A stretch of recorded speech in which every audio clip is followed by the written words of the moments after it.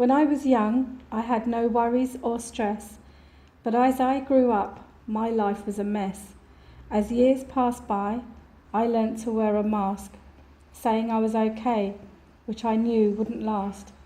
I hated these feelings and shut them down each day, just hoping they would go and stay away. I couldn't understand why I hated them so much, as I would always use them and rely on them as a crutch. I was so confused but needed to stay strong. I needed help, but to ask was so wrong. Asking for help to me meant I was weak, so I stayed very quiet and did not speak. Over the years, things went from good to bad. My head would spin and I thought I was mad. I started to feel fear whenever I'd go out. My confidence went down as I felt self-doubt. My problems I had, I kept locked deep in my heart, holding it all in, which tore me apart. I was then invited to a group with Embrace as its name. I thought, what is the point, as I had nothing to gain. But I promised I'd turn up, but then did not go. At this point in my life, I felt so low. How can a group help me, I thought in my head. All I want to do is to cry and hide in my bed. I was invited again. I said I would go. I nodded my head, but wanted to say no.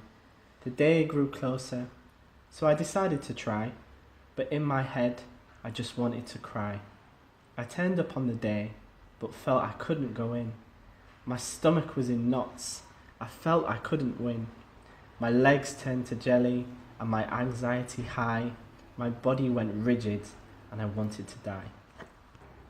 With my heart rate racing, feeling this is the end, I finally stepped in the room and someone said, "Hi, I'll be your friend."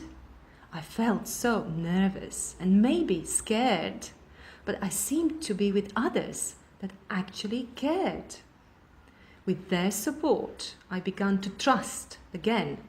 For once in my life, I felt less pain.